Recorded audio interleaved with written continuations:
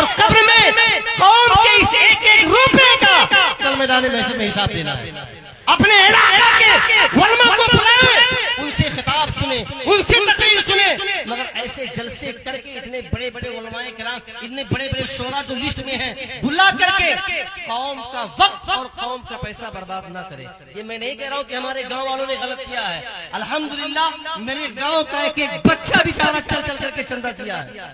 کتنی مشقت کے ساتھ اس ٹھنڈی میں, اس گیہوں کی بوائی میں, اس سینچائی میں, دھان کی کٹائی میں باپ کی بات سنی ہے, اس نے بھائی کی بات سنی ہے, نہ جانے کتنی مشقتوں کے بعد 5 لاکھ روپے اس نے انتظام کیا تھا محمد علی فیضی کو سننے کے لیے. آج جو بندہ اس جلسے پر اپنا تماچا مار کر کے چلا گیا ہے, ہم ایسے شخص کو کبھی کپل وستو میں انٹری نہیں دیں گے انشاءاللہ, اور ہمارے علماء ہمارا ساتھ دیں گے.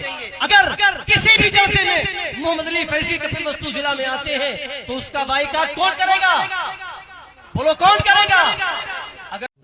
آخر یہ سب ہو کیا رہا ہے؟ ہر جلسہ میں کچھ نہ کچھ وواد پیدا ہو رہا ہے, اس کا ریزن کیا؟ اس پوسٹر میں بہت سارے لوگ آئے ماشاءاللہ, جن کا نام لیا گیا تھا, سب کے سب نے حاضری دی. عالم جب جاہل سے بات کرے گا تو جاہل کے جملے الگ ہوا کریں گے, ہے کہ نہیں؟ عالم سے ہم کلام, اگر عالم ہوگا تو عالمانہ جواب ملے گا, عالم اگر جاہل سے بات کرے گا تو اس کا جواب جاہلانہ ہی ہوگا. محمد علی فیضی صاحب آئے, ہم نے ان کا رخ مدرسے میں کیا. انہوں نے کہا کہ میں مدرسے میں قیام نہیں کروں گا. میں نے ان کی گاڑی کو بولا, مطلب گاڑی کا رخ اپنے گھر پہ کر دیا. ہمارے گھر پہ گئے, مفتی رفیق کھنہ پوری صاحب یہاں جلوہ فرما ہیں, ان کے ساتھ مولانا فیضان جمالی کے ساتھ اشتیاق نیپالی, یہ بھی حضرت شاہد ہیں, یہ بھی, اور آپ بیتے کئی علماء کرام تھے, سب بیٹھ کر کے ایک ساتھ کھانا کھائے. کھانا کھانے سے پہلے میں نے ان کو پانی پلایا. اس کے بعد بولا حضرت اگر حکم ہو تو چائے لاؤں یا کافی لاؤں, یا کہیں تو کھانا کھلا دوں. فیضان جمالی صاحب نے کہا کہ کھانا کھلا دیجئے, بہتر رہے گا, اس کے بعد آرام کریں گے ہم لوگ. سب کو کھانا کھلایا, حضرت بھی آرام کرنے لگے. ان کا بھی میں الگ بستر لگایا, اچھے طریقے پر 2 گدے بچھایا, اوپر لحاف ڈالا, کمبل بھی دیا. میں بولا آپ آرام کیجئے, سوئیے, جب اور کوئی ضرورت ہو تو بتائیے. وہ بولے کہ اب مائک دے دیجئے. میں بولا حضرت آپ کے لیے پورا جلسہ کیا گیا ہے, آپ کو انشاءاللہ گاؤں والوں کا مشورہ ہے کہ لاسٹ میں موقع دیا جائے گا, سمجھ رہے میری بات, اور آپ یہاں آرام کیجئے. جب میں آؤں گا تو انشاءاللہ آپ کو میں خود لے کر چلوں گا, اس کے بعد آپ چلیے گا. اب حقیقت ہے کہ نہیں, محمد علی فیضی کو کوئی بھی سن کر کے پھر کہاں وہ روکنے والا ہے. ہم نے یہ بات ان سے کی, اس کے بعد میں یہاں آیا, کچھ ہی دیر رکا, اس کے بعد آپ لوگ دیکھ رہے ہوں گے فوراً میں واپس چلا گیا. وہاں سے فون آیا کہ محمد علی فیضی بھاگے جا رہے ہیں.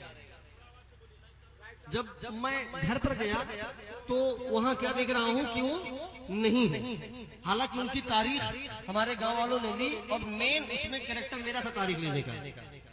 5000 روپیہ نقد میں ان کو آج 12 دسمبر 10:00 پہ بھیج چکا ہوں, ایڈوانس میں کرایہ, جو کہ اسکرین شاٹ میرے پاس کریڈٹ سے بھیجا ہوں, یہ اپلیکیشن ہوتا ہے, وہ میرے پاس موجود ہے, سمجھ رہے ہیں.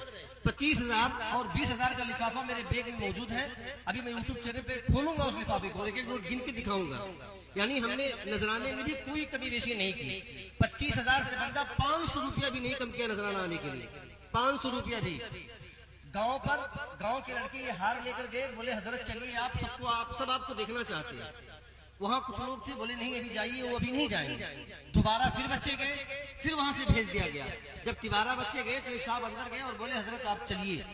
حقیقی بات یہ ہو رہی ہے, آپ چلیے جلسے میں. تو وہ کہہ رہے ایسا ہے, میں 15 منٹ جب میرا ٹائم بچتا ہے, 5 منٹ یا 10 منٹ یا 15 منٹ, تب میں اسٹیج پہ جاتا ہوں, اس کے پہلے نہیں جاتا ہوں. ٹھیک ہے میری بات, یہ بات وہ بولے. اس کے بعد یہ بھی بول رہے ہیں یہ نیپال ہے, میں پہلے آ گیا. اگر انڈیا ہوتا تو میں وہاں پر جب پروگرام میں جاتا ہوں, لوگوں کی جو بات میں سنا وہ کہہ رہا ہوں, جب وہاں پروگرام ہوتا ہے, جب میں وہاں جاتا ہوں تو جہاں میری تاریخ ہوتی ہے, جس ٹائم مجھے وقت ملتا ہے یا جو مجھے وقت دیا جاتا ہے, اس وقت پر میں وہاں پہنچتا ہوں. 15-20 منٹ پہلے, اس کے پہلے نہیں جاتا ہوں, اور نعت پڑھ کے فوراً میں اپنے گھر چلا جاتا ہوں.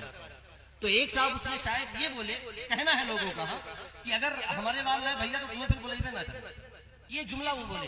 یعنی وہ جو باتیں کر رہے تھے, مطلب مغروریت کے اعتبار سے, یعنی غرور میں بول رہے تھے کہ میں کسی اسٹیج پر اپنے وقت سے پہلے نہیں جاتا ہوں, کسی پروگرام میں اپنے وقت سے پہلے نہیں جاتا ہوں. اپنے لحاظ میں جاہل سے آپ بات کریں گے اس اعتبار سے تو جاہلانہ ہی جواب ملے گا. کیا خیال ہے حضور والا؟ تو وہ بولے اگر ہمارے والد ہے بھیا تو بولے نہ کریں. یہ جملہ بولے تو اس کے بعد یہ بولے اچھا ٹھیک ہے چلو میں چلتا ہوں. نکلے, گاڑی میں بیٹھے, رخ ادھر کیے جلسے کی طرف آئے اور بیچ گاؤں میں پہنچنے کے بعد گاڑی اٹن مار کے وہ بھاگ گئے. اس کے بعد اشتیاق نیپالی فون لگائے, میں فون لگایا, بہت کال کیا, 2 گھنٹہ پریشان رہا مگر وہ بندہ نہیں آیا.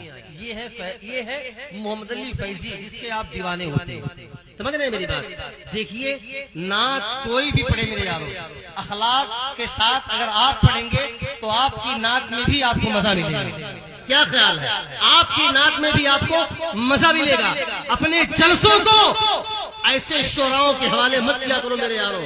آپ کو مرنا ہے اور قبر میں قوم کے اس ایک روپے کا کل میدان محشر میں حساب دینا ہے. اپنے علاقہ کے علماء کو بلائیں, ان سے خطاب سنیں, ان سے تقریر سنیں, مگر ایسے جلسے کر کے اتنے بڑے بڑے علماء کرام, اتنے بڑے بڑے شعراء جو لسٹ میں ہیں, بلا کر کے قوم کا وقت اور قوم کا پیسہ برباد نہ کرے. یہ میں نہیں کہہ رہا ہوں کہ ہمارے گاؤں والوں نے غلط کیا ہے. الحمدللہ میرے گاؤں کا ایک بچہ بیچارہ چل چل کر کے چندہ کیا ہے. کتنی مشقت کے ساتھ اس ٹھنڈی میں, اس گیہوں کی بوائی میں, اس سینچائی میں, دھان کی کٹائی میں باپ کی بات سنی ہے, اس نے بھائی کی بات سنی ہے. نہ جانے کتنی مشقتوں کے بعد 5 لاکھ روپے اس نے انتظام کیا تھا محمد علی فیضی کو سننے کے لیے. آج جو بندہ اس جلسے پر اپنا تماچا مار کر کے چلا گیا ہے, ہم ایسے شخص کو کبھی کپل وستو میں انٹری نہیں دیں گے انشاءاللہ, اور ہمارے علماء ہمارا ساتھ دیں گے. اگر کسی بھی جلسے میں محمد علی فیضی کپل وستو ضلع میں آتے ہیں تو اس کا بائیکاٹ کون کرے گا؟ بولو کون کرے گا؟ اگر میں گستاخی کر رہا ہوں تو مجھے معاف کرے میرے یاروں. نعت کسی سے بھی سنے مگر اخلاق والی نعت سنے. نعت میں نبی کی تعریف ہوتی ہے, ان کی تعریف نہیں ہوتی جو پڑھتا ہے. کیا خیال ہے؟ مگر یہاں تو اپنی تعریف کے لیے لوگ پڑھتے ہیں, جبکہ نعت نبی کی تعریف کے لیے پڑھی جاتی ہے. کیا خیال ہے علماء کرام؟ تو میرے یارو وہ ذہن اپنے دماغ میں ایسی باتیں نہ بٹھائے جس سے لوگوں کی تعریف ہو. ایسا وجود اور ایسا کارنامہ اپنے دل و دماغ میں بٹھائیں جس سے نبی کریم صلی اللہ علیہ وسلم کی تعریف ہو. اللہ رب العزت آنے والے تمام حضرات کی حاضری کو قبول و مقبول فرمائے. جو بھی کمیاں ہوئی اس کے لیے میں تمام منتظمین جلسہ کی طرف سے آپ تمام حضرات سے معافی کا طلبگار ہوں, یا جن لوگوں نے بھی محمد علی صاحب کی شان میں گستاخی کی تو ان سے بھی میں ان کی طرف سے بھی معافی کا طلبگار ہوں. مگر اگر محمد علی فیضی صاحب نے غلطی کی ہے آپ کے اعتبار سے یا عوام کے اعتبار سے تو اس کے ذمہ دار وہ یہاں بھی ہیں, کل میدان محشر میں بھی ہوں گے. اللہ رب العزت ہم سبوں کو سلامت رکھے, دنیا اور آخرت کی تمام نعمتیں عطا فرمائے. کھڑے ہو جائیں, صلاۃ والسلام پڑھتے ہیں. یا